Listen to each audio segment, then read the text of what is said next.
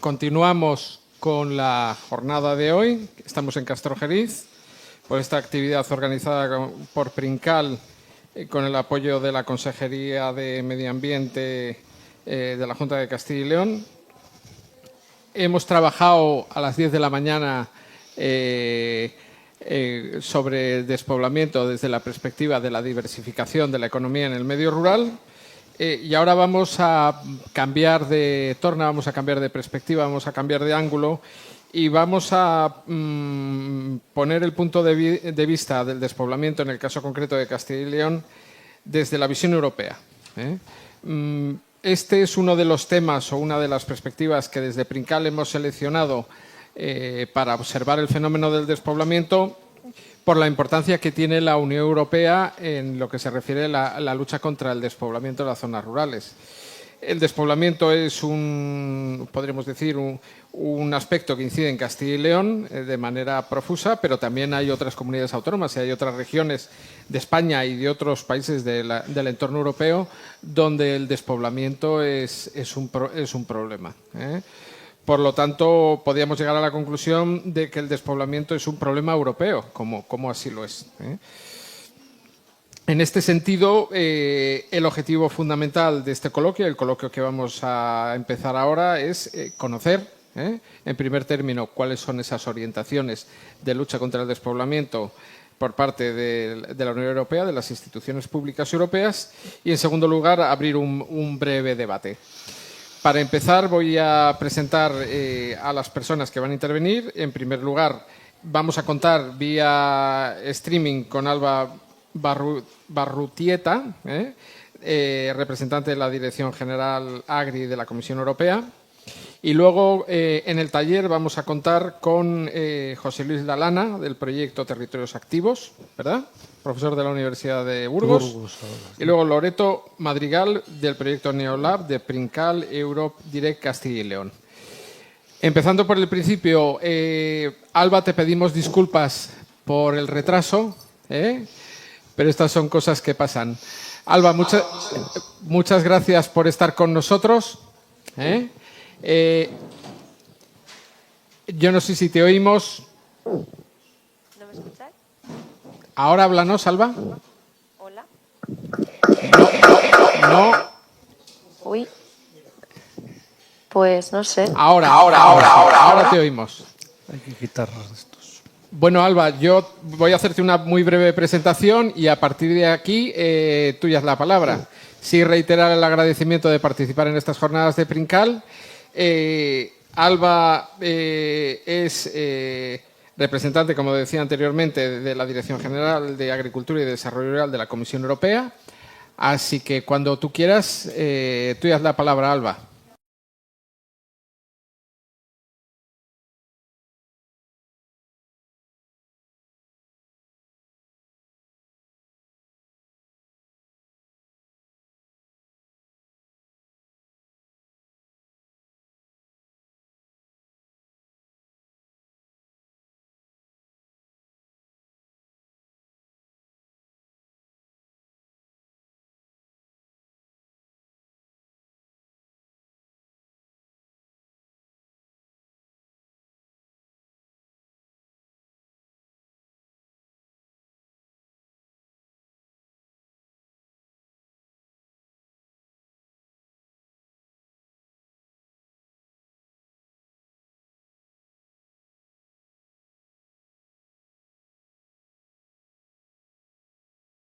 Agricultura. Entonces veréis que hago bastantes referencias a esto, ¿no? Un poco para lo que me habéis invitado y lo que voy a intentar abordar es daros una visión así un poco general de cómo la Unión Europea está abordando los retos demográficos en las zonas rurales a través de distintas políticas y distintos instrumentos. Y bueno, pues hablaré sobre todo de lo que nos concierne a la Dirección General de Agricultura, que es la PAC y también la visión a largo plazo sobre las zonas rurales de Europa. Entonces os he preparado como este pequeño índice porque al final pues es una presentación un poquito larga, de media hora, entonces os quiero como explicar un poco para que la sigáis con la mayor facilidad posible. Primero os voy a dar un poco de contexto porque quizás entiendo que... ¿Sí? ¿No veis el índice? Vale. Un segundo. Vale, pues es que esto pasa siempre, de verdad, es que lo de compartir en Zoom es una pesadilla. Vale, lo veis bien, ¿no? Vale, perfecto. Vale, pues lo que os decía, como es una presentación un poco larga, pues os voy a explicar un poco cómo se va, cómo la he estructurado y así la podéis seguir de una manera pues más fácil. Primero os daré un poco de contexto, como os decía, porque como bien estabais diciendo al inicio en la presentación, la despoblación es un fenómeno que es, por supuesto, muy importante en Castilla y León, muy importante en España, pero también quiero enseñaros algunos datos de cuál es la situación a nivel europeo y de por qué también la intervención a nivel europeo es tan necesaria. Y también en los datos que os voy a dar voy a intentar que se remarque también dónde está España dentro de los diferentes indicadores para que veáis un poco cómo estamos performando o cuál es la tendencia de España dentro de la parte general de la Unión Europea, ¿no? Y después de daros este contexto, pasaremos a hablar un poco de la respuesta ante estos retos, ¿no? Entonces aquí es donde os decía que hablaremos sobre la PAC y sobre todo el desarrollo rural dentro de la PAC y después hablaremos también sobre la visión a largo plazo para las zonas rurales de la Unión Europea. Y esto sería un poco la presentación que os he preparado. Entonces, empezando por el contexto, no sé si voy a acercar esto porque igual lo veis muy pequeño.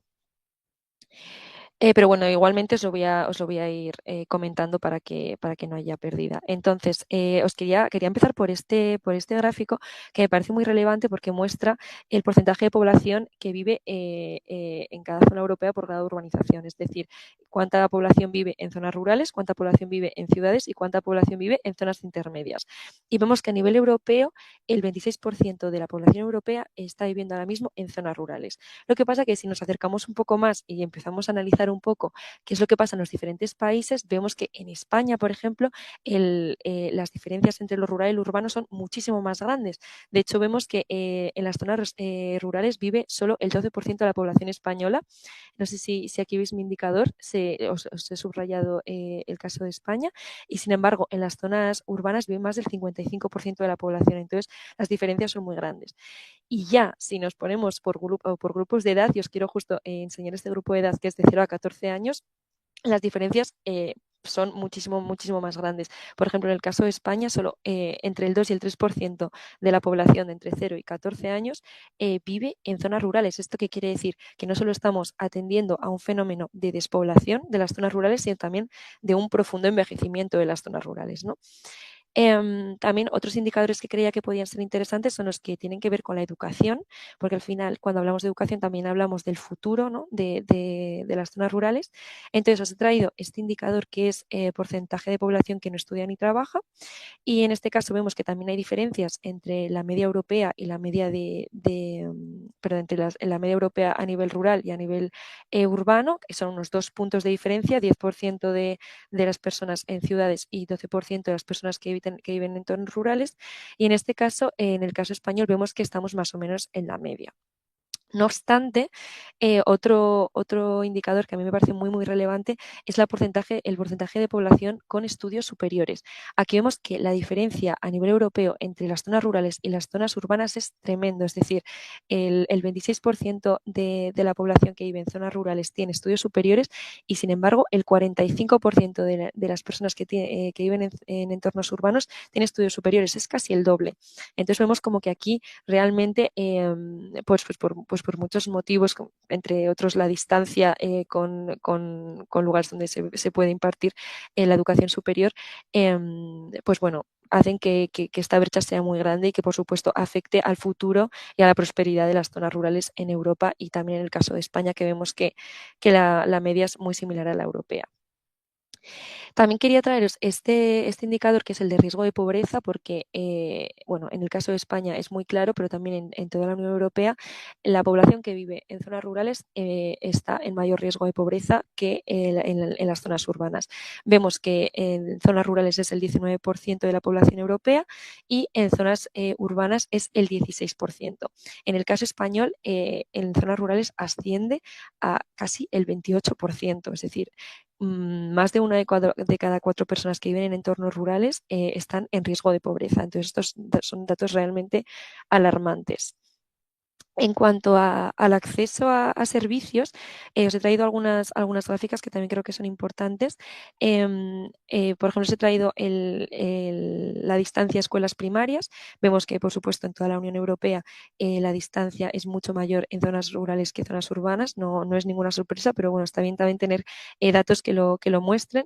La media europea es de unos 5 kilómetros y en ciudades, sin embargo, es de 0,7. Entonces, realmente la diferencia es muy grande.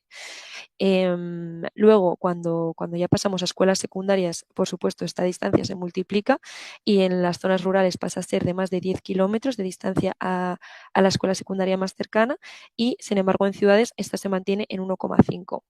En el caso español vemos que estamos performando un poco mejor que la media europea, ya que la distancia a escuelas secundarias pues está en torno a 7 kilómetros más o menos en las zonas rurales. Luego, en centros de salud, vemos que sí que aquí España performa un poco peor. Sí que es cierto que en las zonas rurales tenemos una media de unos 14 kilómetros a los centros de salud más cercanos. Entonces, esto ya es una distancia bastante grande, sobre todo para, como muchos conocéis, pues para personas más mayores que quizás no pueden transportarse en vehículos privados. Pues bueno, todo esto se hace más complicado. Y bueno, en el caso español vemos que estamos por encima de la media, es decir, que estamos a más de 20 kilómetros del centro de salud más cercano, de media más o menos, desde las zonas rurales. Y luego os he puesto una última gráfica que tiene que ver más con el ocio, por ejemplo, con los cines, porque muchas veces cuando estamos hablando de por qué la gente no se queda en las zonas rurales, pues por supuesto hablamos de servicios básicos, pero también tenemos que hablar de ocio, ¿no? Entonces, por ejemplo, os he traído esta gráfica sobre cines y aquí vemos que las distancias aumentan mucho. En la media europea de distancia a cines desde las zonas rurales es casi 18 kilómetros y en España esto es mucho más grande, vemos que supera los 25 kilómetros. También tenemos que tener en cuenta que muchas veces cuando estamos hablando de distancias en España, al final España es un país muy grande que es muy difícilmente comparable con otros países como Holanda o como Bélgica, donde por supuesto todo está mucho más cerca. Y luego el último dato que ya os quería traer tiene que ver con el relevo generacional. Imagino que esto es algo que os suena a muchos de vosotros. En la Comisión Europea ahora mismo es una prioridad hablar de esto, el relevo generacional. ¿Qué es el relevo generacional? Es realmente la capacidad de poder seguir produciendo comida a nivel de la Unión Europea. El problema que tenemos actualmente es que la edad media de los agricultores en la Unión Europea es de unos 57 años. Esto implica que es una edad media muy elevada y además os quería traer este dato que a mí cuando lo leí me resultó muy impactante y es que hay más explotaciones agrícolas que están gestionadas por personas mayores de 65 años, esto es un 33%, es decir, un tercio por personas que están por encima de la edad de jubilación, que por menores de 40 años, que solo es un 12%. Entonces, claro, pensamos en relevo generacional y decimos, necesitamos a más personas que ocupen esta parte de menos de 40 años, ¿no? Entonces, ¿cómo hacerlo? Vemos que hay algunas causas que hemos agrupado aquí en cuatro grupos. Sería pues la dificultad de acceder a la tierra, financiación, sabemos que es muy costoso iniciarse en la agricultura o en la ganadería, también el acceso a conocimiento y también por lo que veníamos hablando en todas las diapositivas anteriores, lo atractivo de las zonas rurales. Si estamos en zonas que es muy difícil acceder a servicios, que es muy difícil acceder a ocio, y pues que tienen unas perspectivas bastante negativas, pues es muy difícil atraer a gente que quiera ir a zonas rurales a vivir y a desarrollar una carrera profesional ahí, ¿no? Como agricultor o como ganadero. Pero bueno, también os quería comentar que desde la Comisión Europea estamos trabajando en ello, estamos ahora mismo trabajando en una estrategia de relevo generacional que se publicará en otoño este año y que esperemos pues, que ayude a luchar contra esta brecha.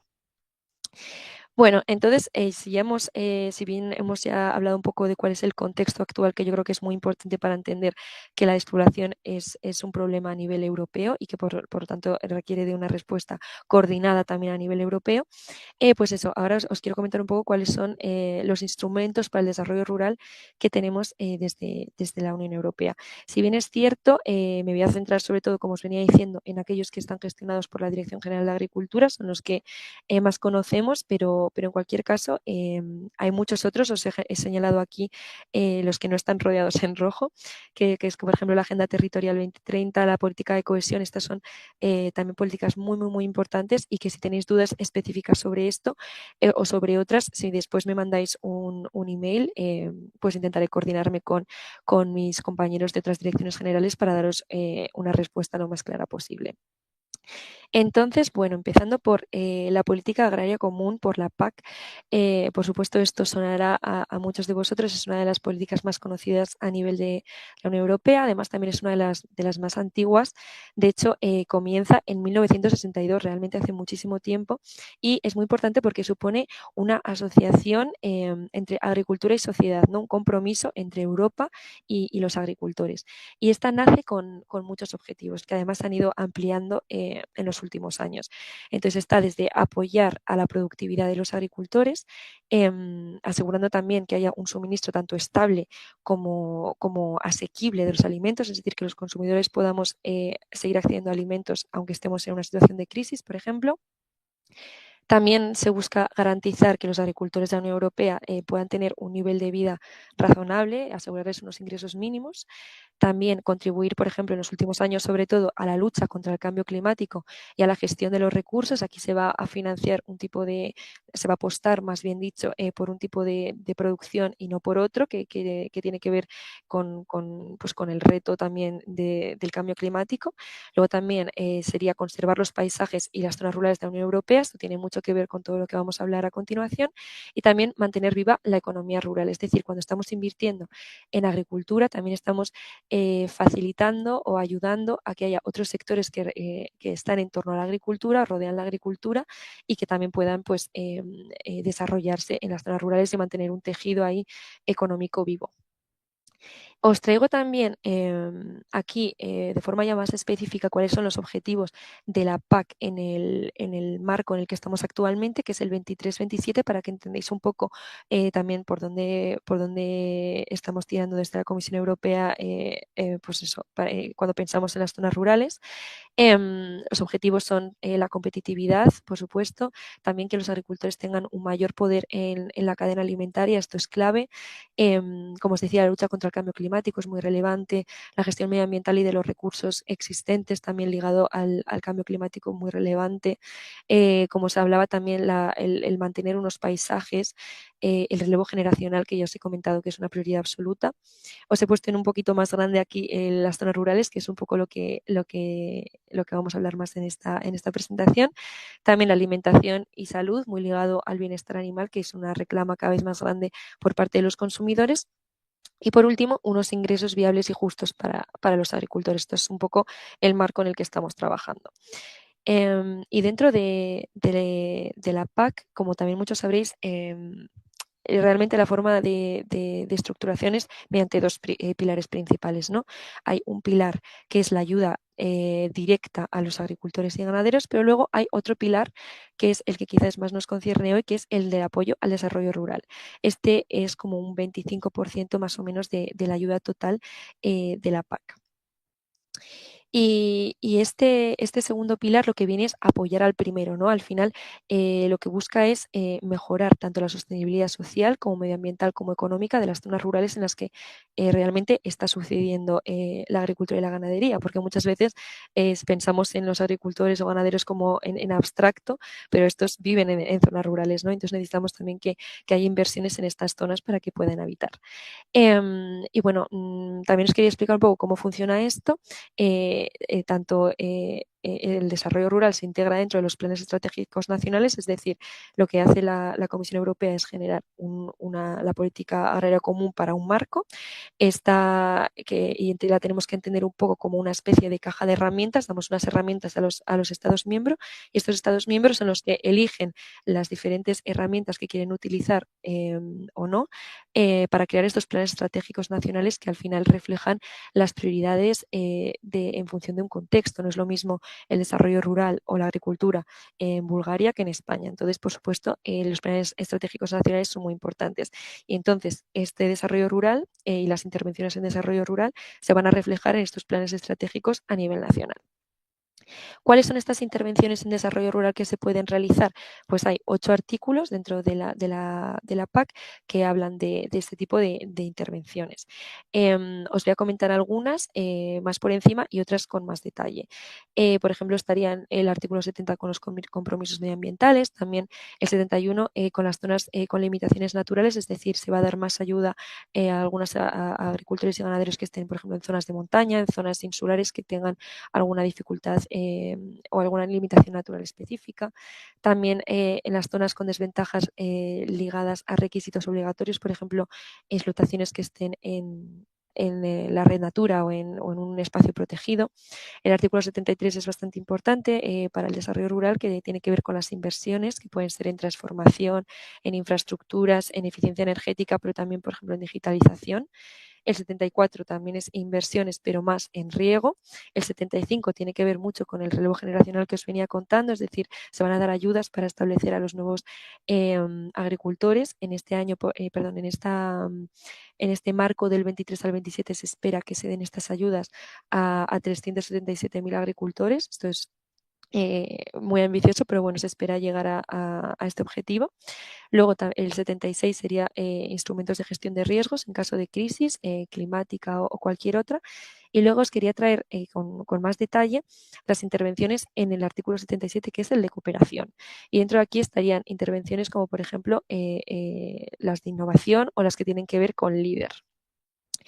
Entonces os quería comentar un poquito más de líder, porque creo que este puede ser un enfoque muy importante y que además se ve mucho desde el territorio y está muy anclado, como os digo, al territorio y a las localidades pequeñas. Y bueno, ya sabéis que en Castilla y León hay muchos grupos, creo que son 44 los grupos líder que tenéis, los grupos bueno, de acción local que tenéis por ahí. Y bueno, para quien no lo conozca, este es un enfoque bastante antiguo ya creo que lleva funcionando unos 30 años más o menos y es relevante porque es bastante diferente a otro tipo de instrumentos, ¿no? Para empezar, su enfoque es ascendente, es decir, es la comunidad local la que va a definir la hoja de ruta y el desarrollo que quiere para su propia comunidad. Estos además se encuentran muy vinculados a un territorio local definido. También, como os decía, están gestionados por los grupos de acción local, que son grupos que tienen entidades tanto públicas como privadas, es decir, desde ayuntamientos hasta empresas, asociaciones, y lo que hacen es establecer una estrategia local como base para el desarrollo, ¿no? Se estudian las necesidades que hay en un territorio y se establece una estrategia, que es la estrategia de desarrollo local. Y bueno, os comento aquí que en estas burbujitas que esto supone el 7,7% del presupuesto del FEADER y que para los años 23 al 27 se espera que se creen más de 2.600 estrategias de desarrollo local, lo cual es un número muy grande que muestra lo ampliamente extendido que está el enfoque líder. También os quería traer otro tipo de intervención que serían los pueblos inteligentes o Smart Villages. Estos suelen financiarse a través de la intervención que os comentaba 77 de cooperación o sino también a partir, por ejemplo, de la intervención 73 de inversiones que también os enseñaba en la diapositiva anterior. Estos pueblos inteligentes yo creo que son un ejemplo muy bueno de desarrollo a nivel local. Justo creo que fue la semana pasada estuve en un congreso también en el que nos explicaban cómo está funcionando esto en Extremadura y la verdad que es un ejemplo buenísimo y si queréis más información os puedo compartir lo que están haciendo ahí. Y bueno, ¿qué son los pueblos inteligentes? Al final son comunidades locales que se ubican en zonas rurales y lo que buscan es, a partir de la detección de necesidades en esos lugares, crear soluciones innovadoras que muchas veces tienen que ver con la tecnología, pero otras no tienen que ver con ella obligatoriamente y a partir de ellas generan una estrategia. Esta estrategia lo que busca es basarse un poco en los puntos fuertes de ese lugar y entonces en base a eso pues ver cuáles son las oportunidades que se abren.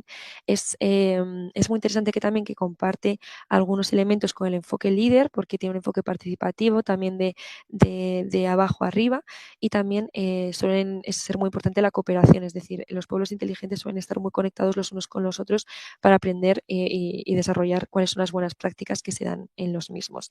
Os he dejado también por aquí un link que yo creo creo que puede ser relevante para vosotros cuando comparta la presentación, que es un mapa donde aparecen los diferentes pueblos inteligentes que existen en la Unión Europea, y también ahí podéis acceder a las fichas, a qué es lo que se está haciendo, a quién lo está implementando, datos de contacto. Entonces, no sé, creo que puede ser bastante relevante para inspiración, ¿no? Y bueno, ya que hemos terminado un poco este repaso por la PAC y sobre todo por el pilar 2 de desarrollo rural, donde hemos hablado de las diferentes intervenciones, hemos hablado de ejemplos específicos como LEADER o como Smart Villages, pasamos a esta segunda parte de la presentación, que también creo que puede ser relevante para vosotros, en la que hablo sobre la visión a largo plazo para las zonas rurales de la Unión Europea. Esto es un poco diferente. Bueno, esto empezó como una comunicación de la Comisión Europea que empieza, que se da en junio de 2021, y lo que busca esta visión a largo plazo es establecer unos objetivos comunes para las zonas rurales de la Unión Europea para 2040. Entonces, estos objetivos se enmarcan dentro de 4 pilares principales. Esos pilares que están aquí reflejados, el primero es más fuertes, el segundo más conectados, el tercero más resilientes y el cuarto más prósperos. ¿A qué nos referimos con más fuertes? Pues a tener acceso a servicios, por ejemplo. Más conectados, pues más conectados vía transporte, pero también desde una perspectiva digital. Más resilientes tanto ante el cambio climático como también resiliencia social, ¿no? Esto que venimos hablando de sostenibilidad social. Y también más prósperos, es decir, que haya una diversificación económica en las zonas rurales. Entonces, en base a estos 4 pilares se establecen estos objetivos, ¿no? ¿Y cómo abarcar estos objetivos? Pues aquí os he indicado que se crearon 2 instrumentos principales. El primero sería el Plan de Acción Rural, que sería un poco cuáles son los deberes, ¿no? Por así decirlo, de la Comisión Europea para alcanzar estos objetivos, es decir, qué tenemos que hacer nosotros desde esta institución para alcanzarlo, qué acciones. Y luego estaría el Pacto Rural, que es un poco se extiende el alcance y es un poco qué se puede hacer entre todos para conseguir estos objetivos. Y ahora pues os voy a contar un poco más sobre ambos. En cuanto al plan de acción rural, os he puesto esta diapositiva, pero no hace falta que se lea bien ni nada, es un poco por si tenéis curiosidad. Lo que creo que es importante saber del Plan de Acción Rural es que es una coordinación continua entre la Dirección General de Agricultura que lo gestiona con otras direcciones generales. Es decir, para las diferentes acciones, por ejemplo, si hay una acción en movilidad, pues la Dirección General de Agricultura se coordina con la Dirección General de Movilidad para crear una acción conjunta que asegure la movilidad en las zonas rurales, ¿no? Entonces, hay una coordinación constante entre las diferentes direcciones generales para lograr unos objetivos comunes que son los que establece la visión. Se establecieron 24 acciones temáticas, pero bueno, estas están a punto ya de agotarse. De hecho, se está empezando a trabajar en una renovación de este plan de acción rural y se espera que este nuevo plan de acción rural salga a la luz, creo que es a principios de 2026. Entonces, pues habrá una renovación de estas acciones. Y aparte de estas 24 acciones temáticas, se establecieron 6 acciones transversales que tienen sobre todo que ver con los datos. Es decir, si queremos empezar a implementar políticas efectivas en las zonas rurales, necesitamos datos que nos muestren realmente qué es lo que está pasando a un nivel de granularidad muy bajo.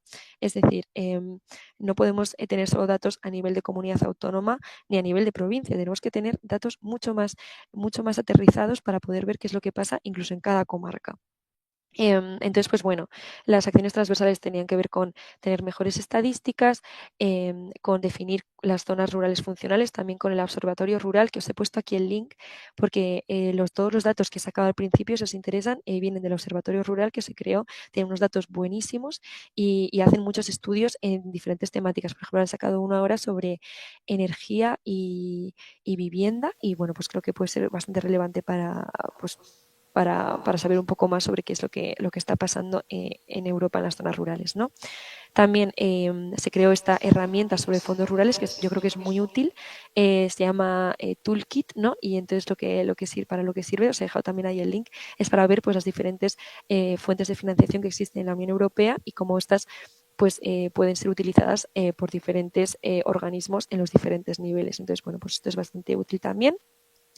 Otra acción transversal tenía que ver con la verificación rural y la última acción transversal tenía que ver con una mejora en la gobernanza, es decir, con la creación de este pacto rural que os venía contando. Y este pacto rural es algo mucho más amplio, ¿no? Porque, como os decía, los objetivos son ambiciosos, entonces la Comisión Europea puede hacer su parte, pero también necesita del resto de la población y del resto de stakeholders para que puedan ser parte de este proceso de cambio. Entonces, el Pacto Rural realmente es una plataforma que busca aglutinar a diferentes agentes interesados dentro de las zonas rurales y su gobernanza se basa un poco en tres patas, ¿no? Por una parte está la Oficina de Apoyo al Pacto Rural, que son los que hacen, por ejemplo, webinars sobre diferentes temáticas, son también los que comparten buenas prácticas, son los que hacen, por ejemplo, una newsletter, todo este tipo de cuestiones que son relevantes para que todo el mundo esté informado.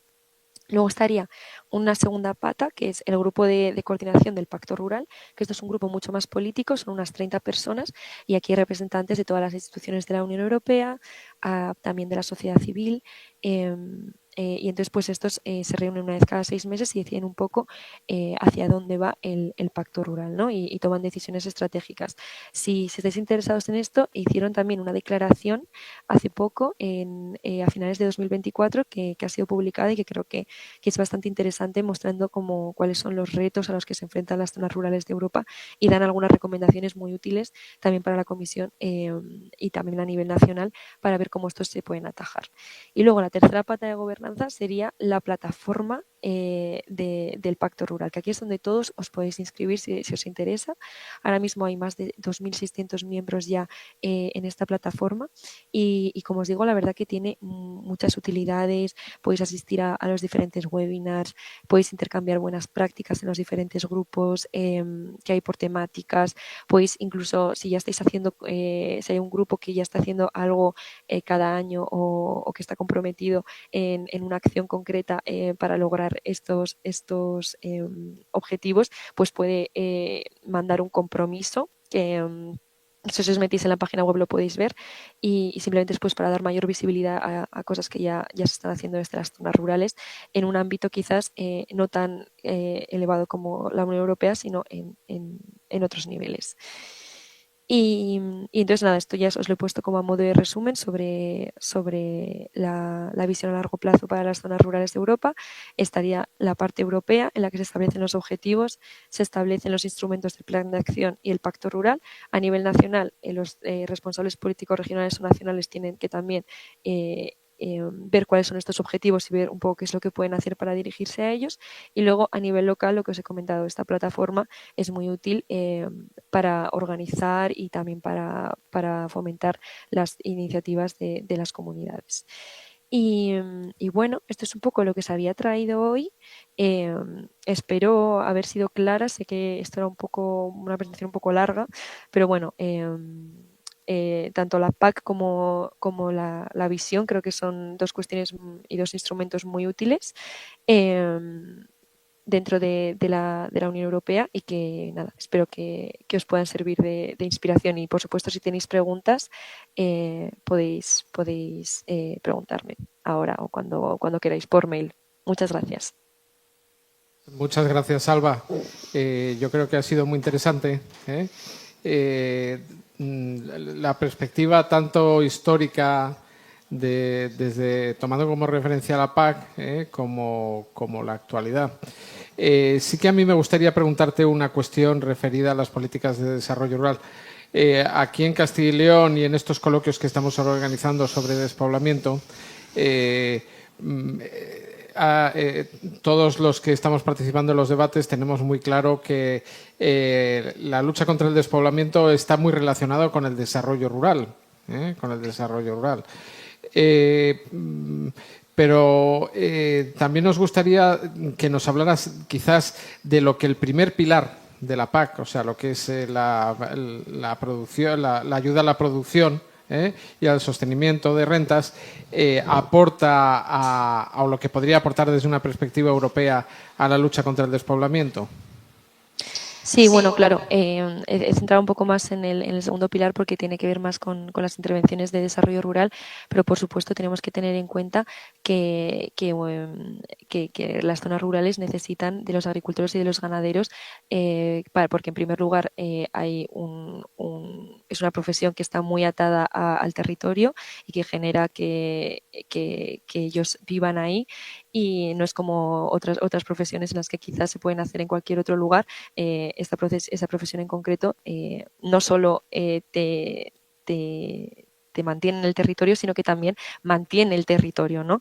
Entonces, por supuesto que los pagos directos son muy importantes para mantener población, también para mantener el paisaje, y para evitar muchos otros problemas, como pueden ser los incendios, como pueden ser pues todas estas cuestiones que suceden cuando se abandonan los territorios rurales. Entonces, por supuesto que el primer pilar es indispensable para fijar población y bueno, ya no solo fijar población, sino mantener la seguridad alimentaria de Europa, ¿no?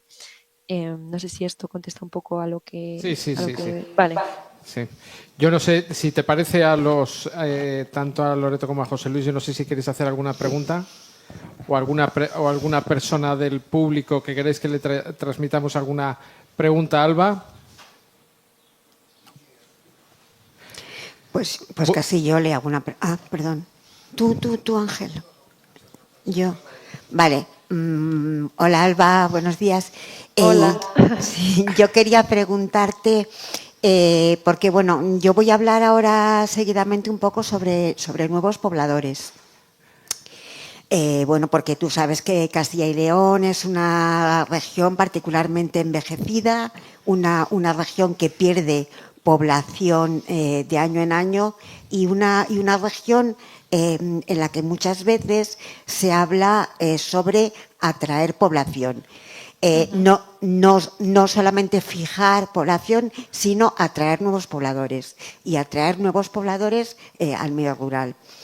Y yo quería saber cuál es la opinión, o si la Unión Europea tiene alguna estrategia específica, o qué piensa de la posibilidad, o cómo se pueden atraer nuevos pobladores, quién pueden ser. Bueno, un poco que me digas tu opinión. Yo te diría que no hay una estrategia concreta, más allá de todo lo que os he comentado.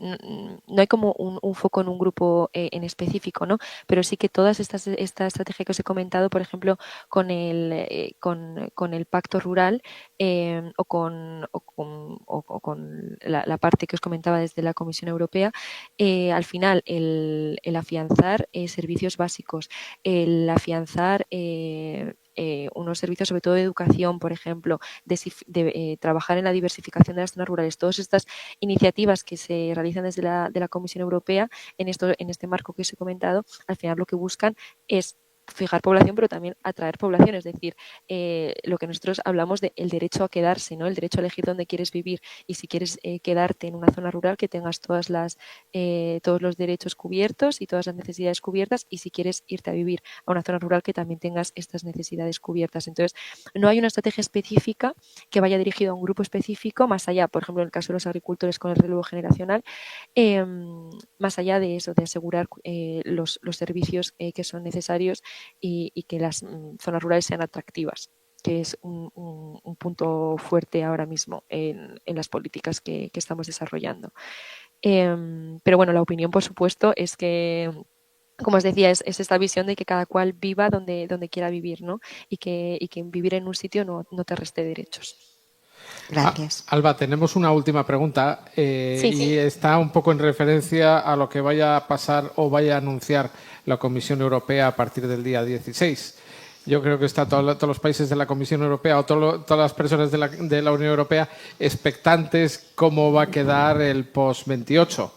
Aquí hay muchos gestores de líder, de Castilla y León, que como has dicho son 44 grupos, y la pregunta es común, es decir, a partir del 28, yo no sé si nos puedes decir algo, o sabes o no sabes, porque es como una especie de secreto cósmico, pero ¿cuál es un poco, si lo sabes, si lo puedes contar, la perspectiva de cómo se va a posicionar primero todos los fondos del segundo pilar? Porque parece ser que el primer pilar ya queda en la PAC, que sale el segundo pilar y dentro del segundo pilar, en este caso, el líder. Mira, la verdad que esperaba esta pregunta, pero es que no os puedo contar nada porque realmente hasta que no se publique mañana no tenemos ninguna información verídica al 100%, más que pues hay algunos medios que están comentando, algunas filtraciones. Entonces, nosotros al final pues sí que hay algunas esferas dentro de la Comisión Europea que ya saben un poco por dónde va a ir la cosa, pero nosotros a nuestro nivel pues nos vamos a enterar como el resto de personas mañana. Así que no os puedo contar nada más, la verdad. Bueno, yo lo siento muchísimo. Si hubiera sido la charla el jueves, pues os podía dar más información, pero hoy martes es imposible. Era obligada la pregunta, ¿eh? Era obligada la pregunta. Me lo imaginaba. Bueno, Alba, pues nada, pues muchas gracias contar con tu presencia, y te llamaremos para próximas... A partir del jueves la podemos llamar otra vez. A partir del jueves, ya que te llamamos ya el jueves. Ya que te has ofrecido, aprovecharemos. Pues nada, muchísimas gracias a vosotros por el espacio y me voy a quedar aquí viendo el resto de las ponencias. Y nada, un placer asistir a este tipo de eventos, la verdad. Gracias, Alba. Bueno, pues vamos a continuar con el programa. Y ya dentro del taller y empleando un poco el marco de lo que Alba nos ha contado, como decía anteriormente, tenemos a José Luis Lalana, del proyecto Territorios Activos, profesor de la Universidad de Burgos, y Loreto Madrigal, del proyecto Neolab de Princal, del Centro Europa Directo Castilla y León Rural. Voy a empezar por José Luis, que vas a hacer una presentación de tu proyecto. Sí, más lo o menos. Lo que tú veas. Así que tú ya es la palabra, José Luis, cuando quieras. Vale, muchas gracias, Víctor. Si me haces el favor, pones el mapa que hemos visto antes. Voy a intentar ceñirme dentro de lo que hay en poco tiempo a toda esta cuestión. El proyecto, que ya está terminado, lo gestionaba la Universidad de Valladolid, yo estaba entonces allí, y de entrada era un proyecto para detectar o descubrir innovación en el medio rural, hacer unos laboratorios vivientes que se hicieron para poner en contacto la administración con los diversos actores que había, y también habría otro final que está en la Junta, una especie de mapa de la innovación en el medio rural de Castilla y León. La primera cuestión fundamental que había y que nos preocupaba a nosotros es que innovación puede ser muchas cosas y tiene muchas derivaciones, incluso yendo al manual de Oslo, deja conforme las últimas versiones del manual la vía a la innovación social, la territorial, y claro, nosotros del Instituto de Urbanística nos importaba la cuestión territorial, sobre todo. Y la primera pregunta, primero, era si había algunos territorios más innovadores que otros o cómo funcionaban. Y segundo, si nos interesaba toda la innovación. La respuesta es que no. No nos interesaba todo tipo de innovación porque desde un punto de vista territorial y en un contexto como este, la cuestión era aquella innovación que favorecía la habitabilidad de los territorios. Porque al final el objetivo era el medio rural, no más que la propia innovación en ese sentido. Eso nos llevaba a otro tema, que es un asunto que creo que es fundamental, que es que el medio rural no existe.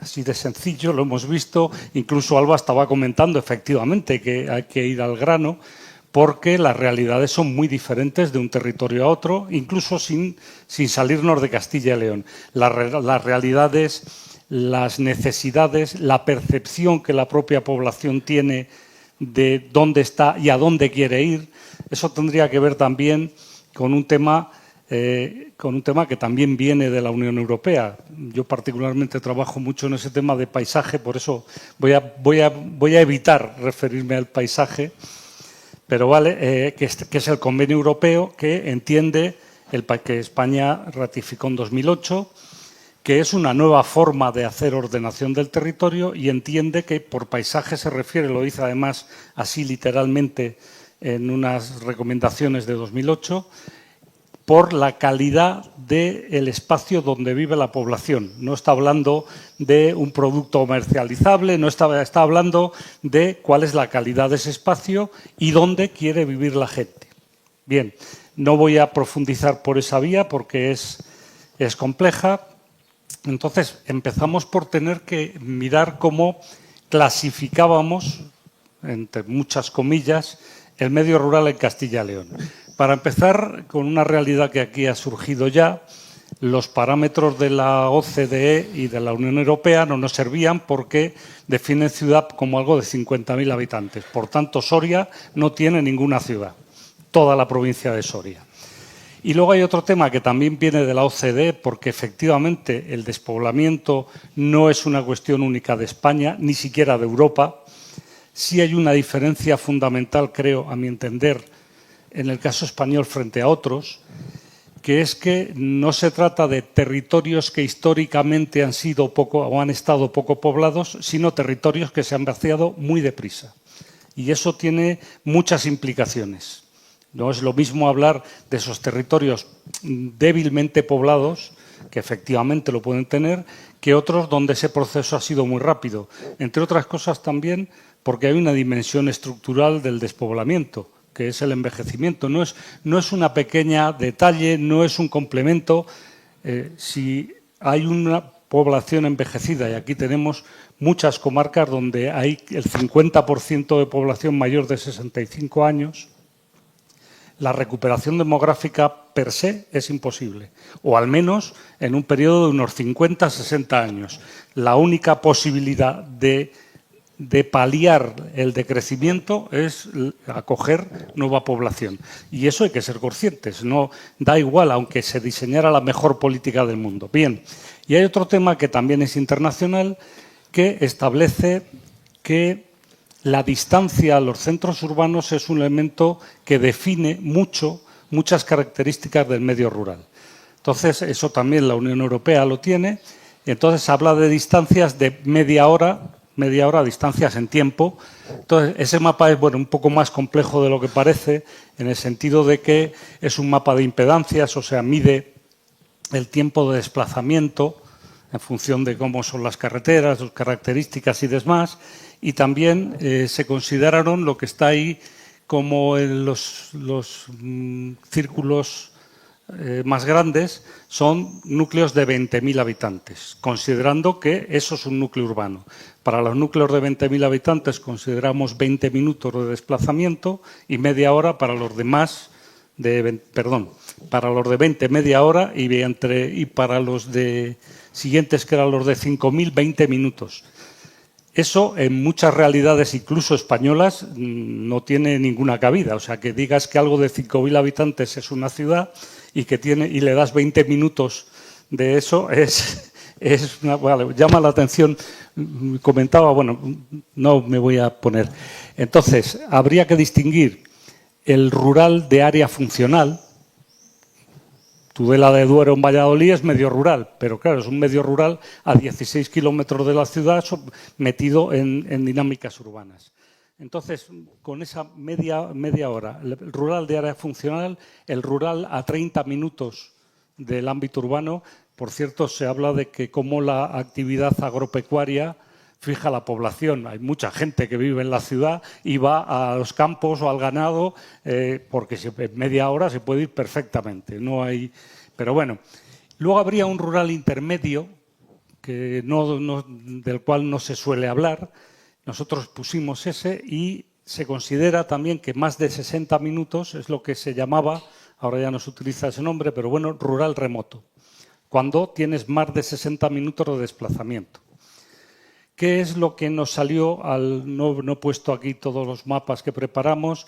Lo que nos salió es que los problemas del mundo rural son los mismos, casi estés dentro del área funcional o estés en el rural remoto, solo que se van agravando cada vez más conforme aumenta la distancia. Entonces, En el rural remoto nos salían los índices de envejecimiento más grandes, nos salían todo ese tipo de cuestiones, o también, curioso, que no es un problema, como la proporción del régimen general de autónomos era mucho más alta. Entonces, también es verdad que ahí se encontró o encontramos muchos de esos aspectos innovadores, no sé si innovadores porque es el remedio que les quedaba para poder seguir allí. Y la siguiente cuestión en general que nos sorprendió gratamente fue la enorme cantidad de gente haciendo cosas porque quiere seguir allí. El problema, ha salido también, es muchas veces simplificar las cuestiones, ya no tanto el poner condiciones diferentes o no, como el simplificar todos aquellos procesos y hacer que no sea toda una aventura el hecho de probar a hacer algo nuevo. La siguiente cuestión que se deriva de todo esto es que no hay soluciones universales. Hace falta Internet, sin ninguna duda. Yo mismo en el pueblo, que está ahí abajo en el rincón más al suroeste, pues ahora tenemos una magnífica conexión de Internet gracias a la fibra oscura, como en otros muchos sitios, pero eso no soluciona el problema. Es una condición necesaria, pero no suficiente. Entonces, esas visiones tecnológicas están bien, pero al final son herramientas que depende de cómo se utilicen. En ese sentido, también quiero señalar cómo dentro de todo esto lo que aprendimos es el enorme valor de la estructura de los grupos de acción local, que creo que es algo impresionante y que es cómo debería de buscarse la solución. Y al margen ya de todo esto, otra última cuestión, ya con ello termino, es que no solo son muchas situaciones diferentes, y estamos hablando también de la parte agraria o agropecuaria, pero bueno, no voy a hablar de los ámbitos de montaña antiguamente mineros o cosas por el estilo, con lo que ahí es más grave, sino que otro aspecto esencial es que el medio rural es esencial, más esencial de lo que ha sido nunca. Pero junto a ese papel esencial que se ha nombrado, pues buscar la calidad de vida no casa exactamente con llenarlo, por ejemplo, de energía renovable. Y no estoy diciendo que no tenga que estar, o con buscar la competitividad del propio mundo agropecuario. Ha nombrado un programa de riegos. Vale, si tenemos agua. ¿Y cómo vamos a funcionar? ¿Qué es lo que queremos? ¿Lo convertimos en un espacio pues, como el ejido de invernaderos? El clima no nos lo permite, pero me refiero que no son compatibles unas cosas con otras. Y eso hay que ser consciente. No está mal. La diversidad deberíamos de aprender a verla como un valor, precisamente, y en el medio rural. Su papel en el medio ambiente es fundamental. No ya como medio ambiente en esta historia general.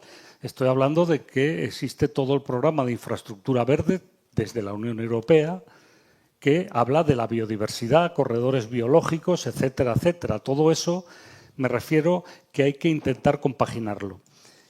Y, por tanto, el medio rural es esencial, tiene un papel cada vez más esencial, pero al mismo tiempo las alternativas que se presentan a un alcalde, a un grupo de acción local, no son plenamente compatibles entre sí.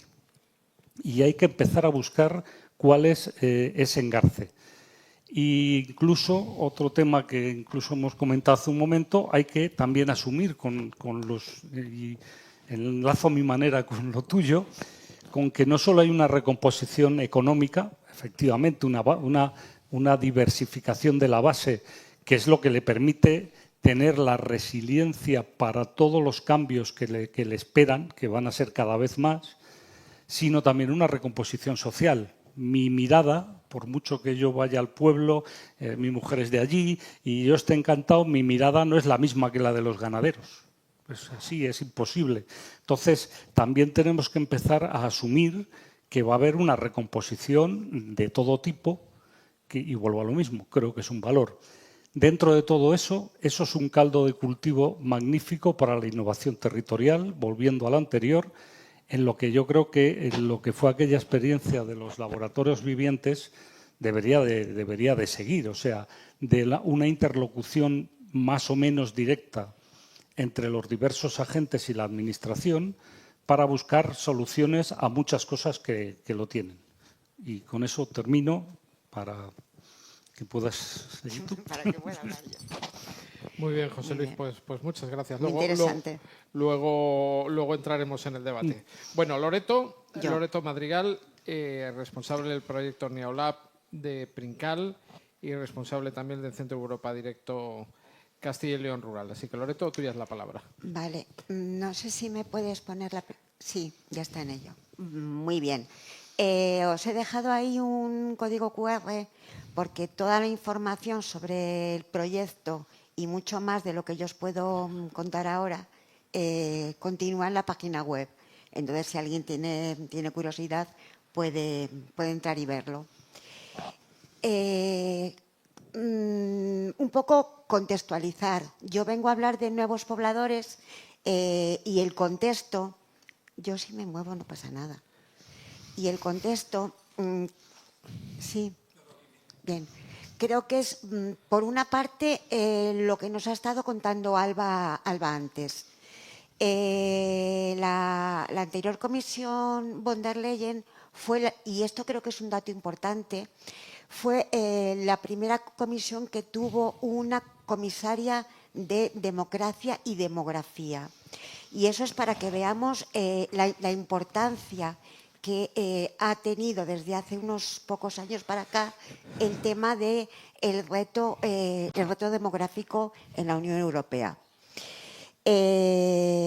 A esta comisaria se le encargó redactar lo que nos está contando Alba antes de esta visión a largo plazo para las zonas rurales.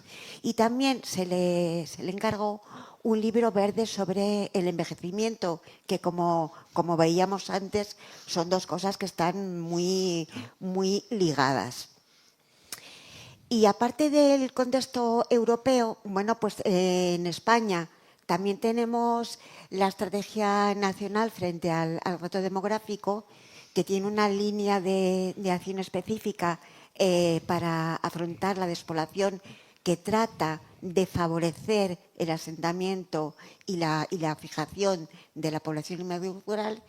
Y a nivel de Castilla y León tenemos la Estrategia de Sostenibilidad Demográfica y Territorial, que es muy reciente, que es prácticamente no del 23, casi del 24, y que hace hincapié también en incrementar el atractivo del medio rural para que más personas acudan al medio. Y ese es un poco el contexto en el que hemos llevado a cabo este proyecto.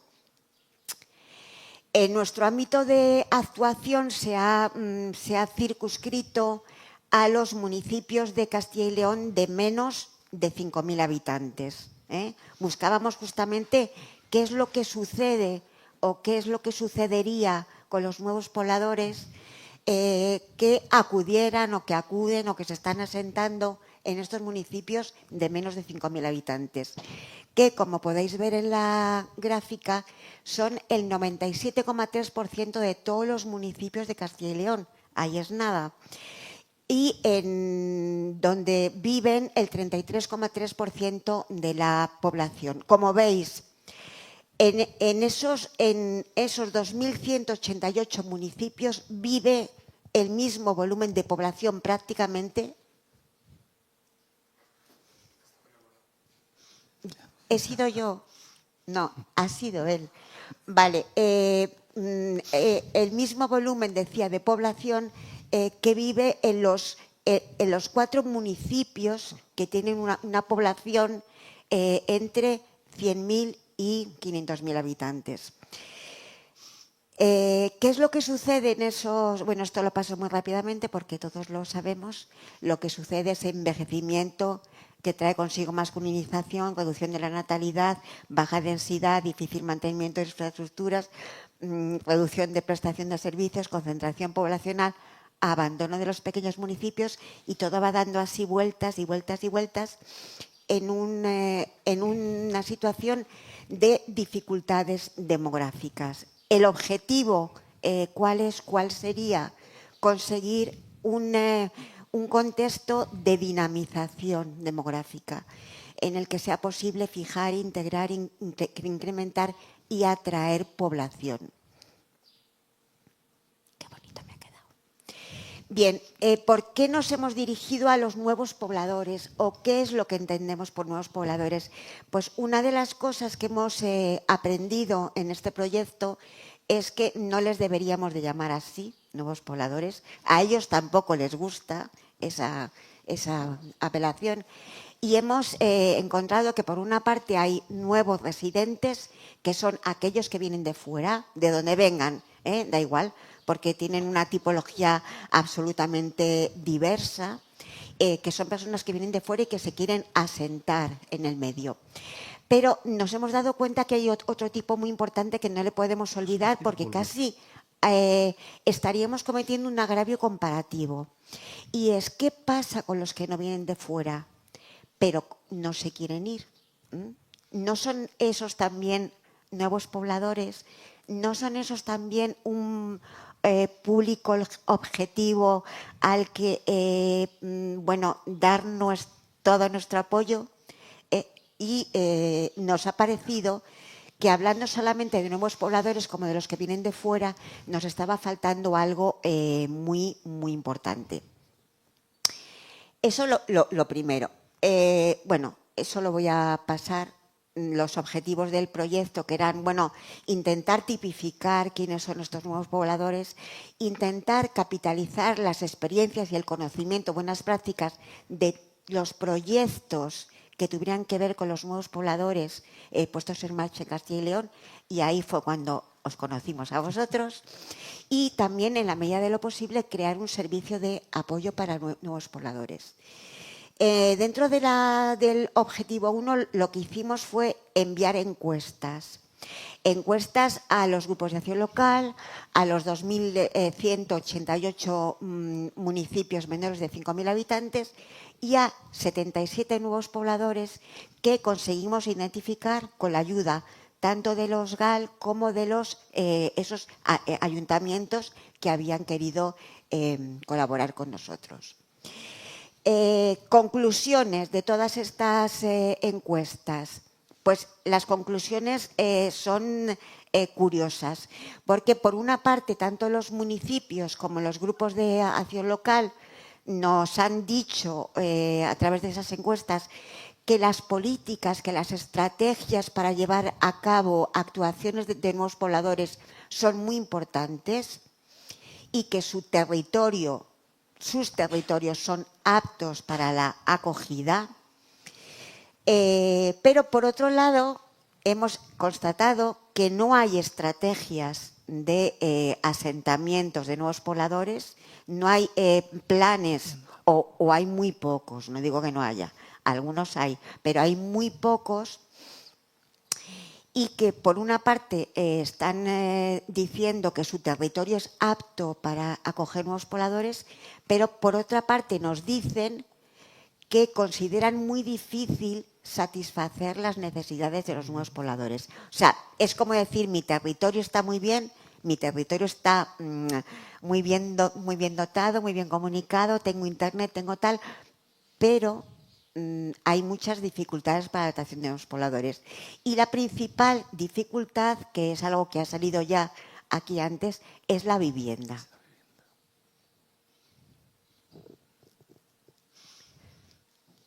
Vale, ahí estoy.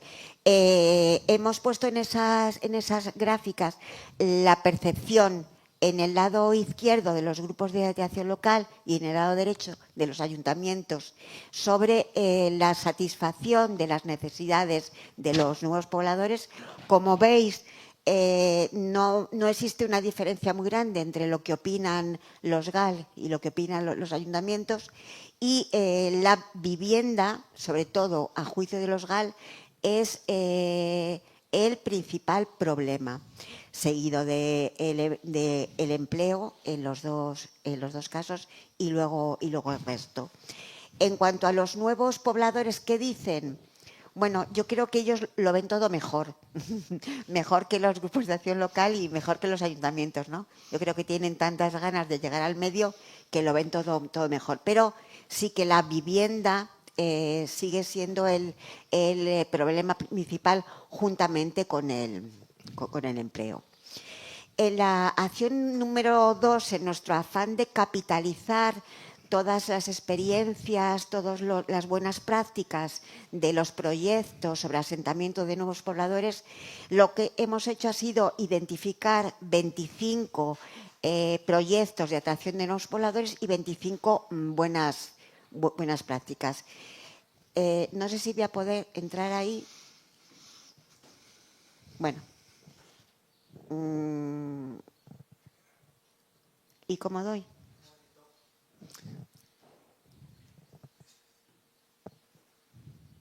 Ah, vale.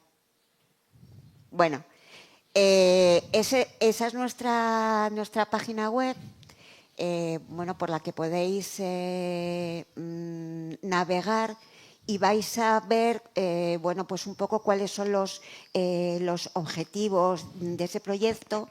Y en la parte superior, en NeoCap, está todo el listado tanto de proyectos, ahí los veis, como de buenas prácticas que hemos, bueno, que hemos dividido en las diferentes temáticas. ¿Podemos volver a la presentación, por favor? Vale. Conclusiones. Ahora no anda. Ahora, en cuanto a la financiación, hemos observado que la mayoría de estos proyectos tienen financiación pública y, curiosamente, debe ser por lo de la financiación. Muchos son proyectos muy recientes, creados o al hilo de las convocatorias tanto del Ministerio como de la Junta de Castilla y León para la lucha contra la despoblación y la dinamización geográfica. También hemos visto que, como corresponde a estos proyectos, la mayoría se desarrollan en un periodo de tiempo muy corto y luego nunca se sabe qué pasó. Que tienen muy poca visibilidad, con lo cual nos ha parecido que gran parte del conocimiento y de las buenas prácticas de esos proyectos se pierde, lo cual es una pena. Y en cuanto a temática, cuando hablamos de nuevos pobladores, ¿de qué hablamos? Pues las temáticas son completamente diferentes. Que traten específicamente de atracción de nuevos pobladores, no hay tantos. Estaría, por ejemplo, Hola Pueblo, el proyecto Arraigo, bueno, tipo proyectos que se dedican a buscar nuevos pobladores, no solamente a recibirlos cuando llegan, sino incluso a buscarlos en sus destinos, que son, por otra parte, proyectos, ojo, que están funcionando estupendamente. Y luego hay, bueno, pues toda una batería de nuevas tecnologías, mujer y familia, mayores y jóvenes, innovación, mantenimiento del suelo, etcétera. O sea que las cuestiones que trabajan en estos proyectos son todas las que tienen que ver con los problemas que atañen al medio rural, con los problemas sobre transporte, sobre conexión, sobre vivienda, etcétera. Y luego otra cuestión, al hilo de lo que veíamos en un principio, que no son solamente nuevos pobladores, sino que nos tendríamos que atender a la población que ya está.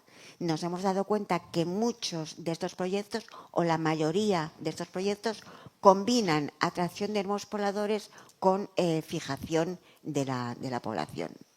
Bueno, ahí lo que he puesto es un listado de todos los proyectos que hemos encontrado y también espera, que estaba buscando territorios activos. Ahí está, te ves, ¿no? Innovación, territorios activos, como de las buenas prácticas al que le interese, simplemente con entrar en la página web y navegar como os hemos enseñado antes, vais a verles todos los proyectos. Y por último, en la acción número 3, hemos puesto en marcha un servicio de asesoramiento a nuevos pobladores y también un espacio para difundir proyectos e ideas.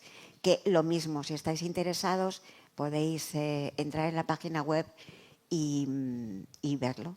Y ahí os dejo otra vez el código QR para más facilidad.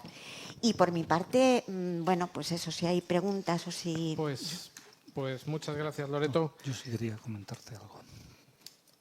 Empieza tú. Bueno, no. Pregunta. Comentar alguna cosa respecto a eso que has comentado. Los proyectos son cortos porque son cortos. O sea, la universidad se presenta, tiene un plazo y la cuestión es luego si se puede seguir o no. No, me refería más bien al tema de la capitalización de lo que se aprende. Claro. Hemos descubierto que no está muy visible, que hay... A ver, no todos los proyectos difunden lo que han aprendido. Sí. Y esa es uno de los temas que nos ha dado mucha pena, porque todo ese conocimiento parece que luego... Bueno, ¿qué hacemos con él? Se pierde. Era eso, ¿no? No, bueno, pues por eso te decía, ¿no? Pero es que estos proyectos, o como el nuestro del laboratorio viviente, la idea es que eso siga. Claro.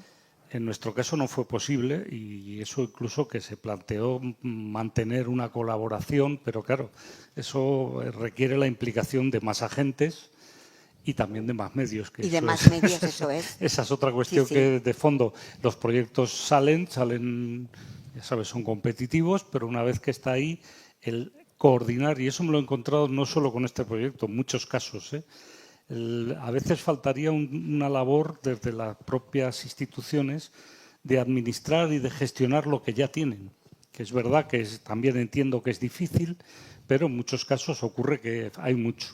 La visibilidad tiene razón, se me ha olvidado decir que nosotros teníamos vídeos con más gente.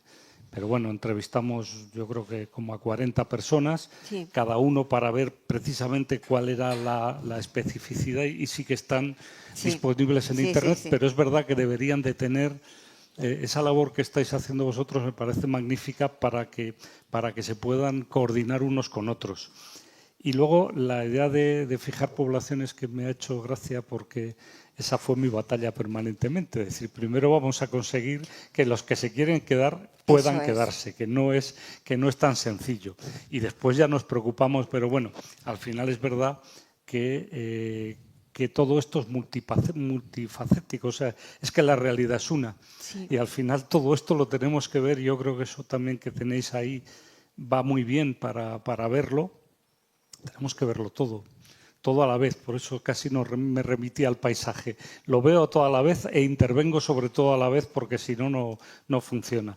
Y ya por último lo de la vivienda, que fue una de las cuestiones que más nos llamó la atención, que no esperábamos inicialmente y que luego incluso yo lo he visto en la zona en donde te digo, donde la casa, que hubo gente que después del COVID, familias que querían quedarse y no había vivienda, porque no había, eran segundas residencias, pero de estas que van una semana al año, que tampoco tienen interés, o había que comprarla.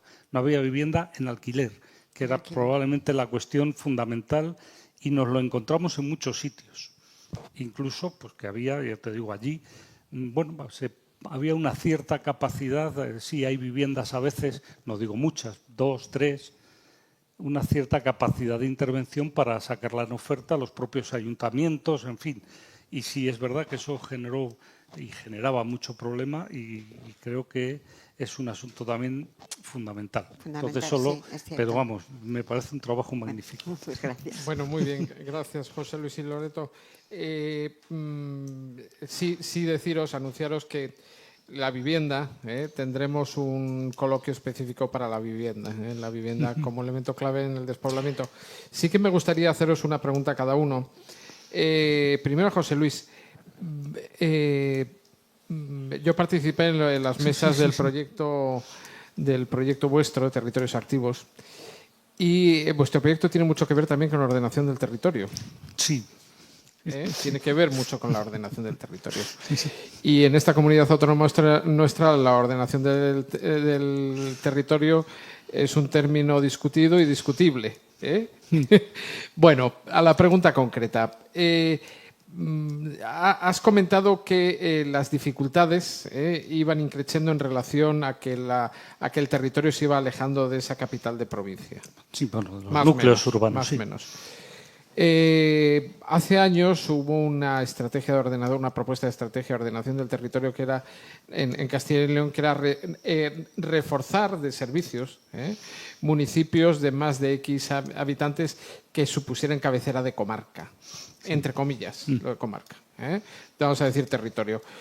¿Tú crees que eso, a efectos de lucha contra el despoblamiento, de ordenación del territorio, podría aportar un poco de luz o reforzar un poco, o mejor dicho, disminuir el proceso de despoblamiento?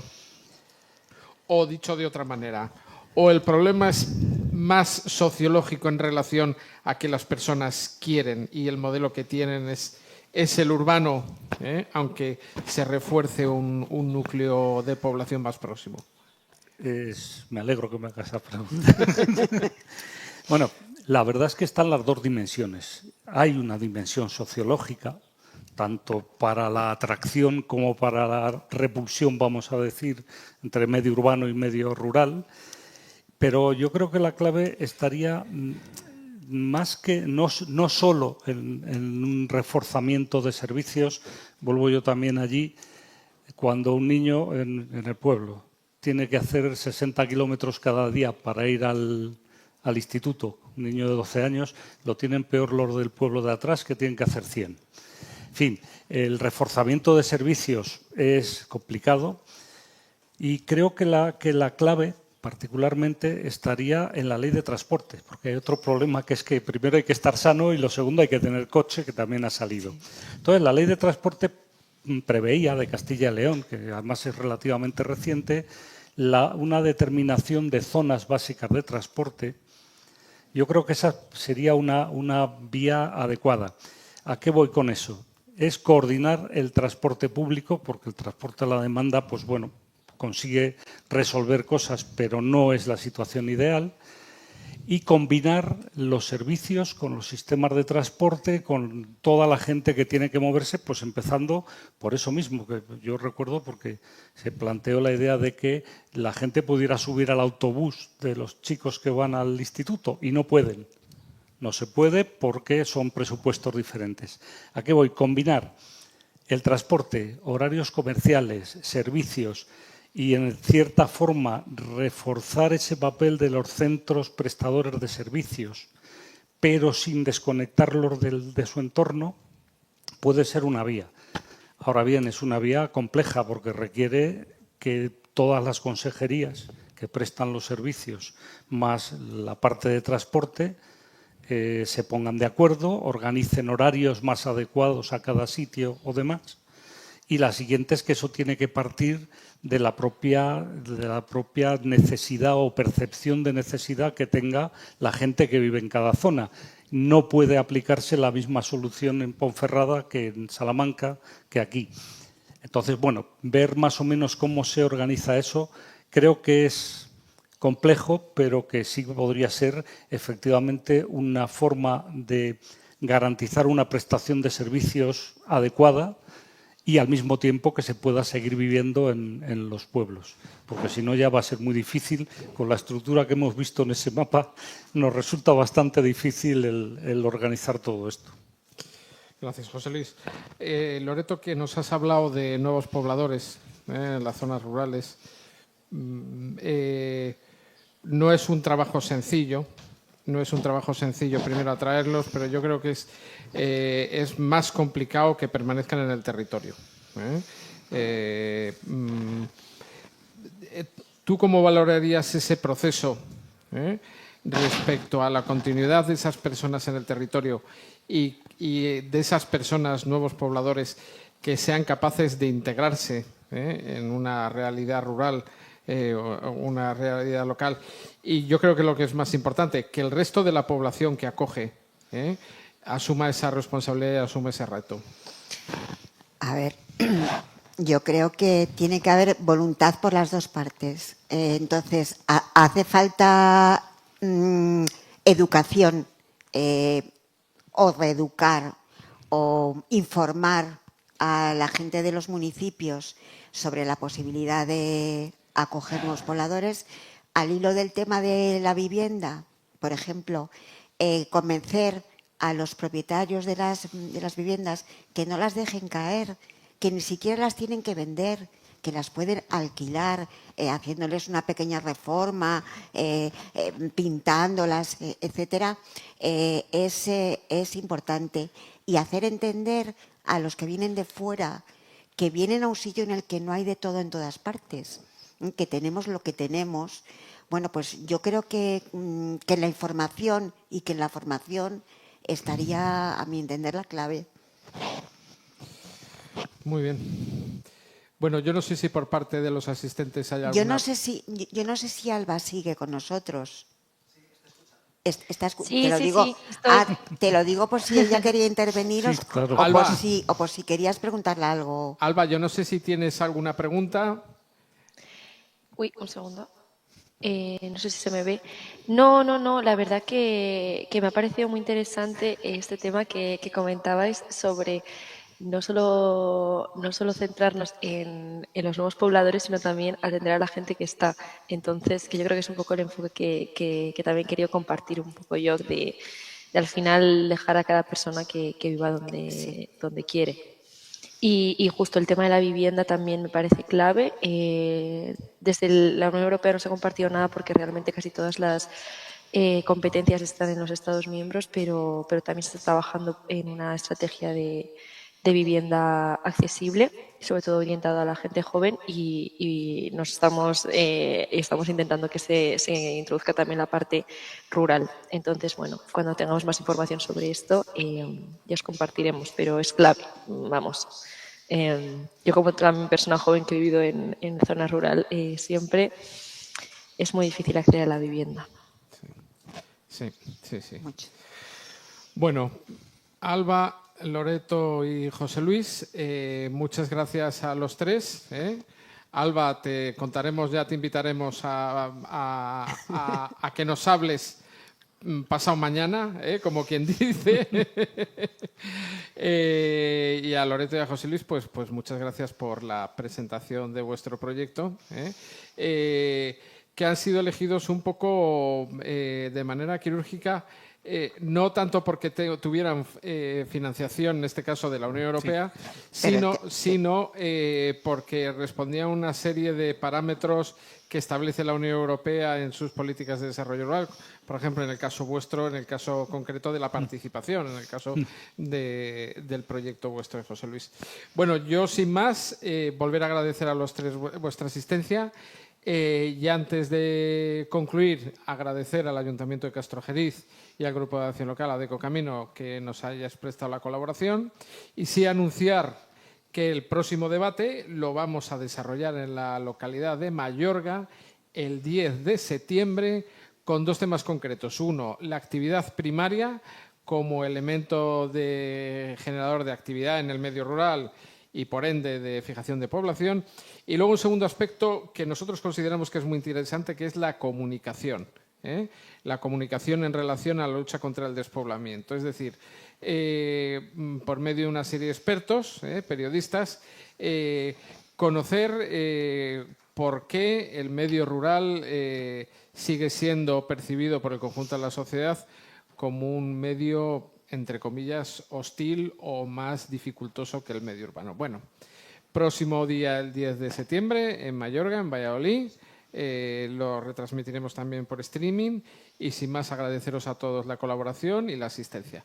Muchas gracias.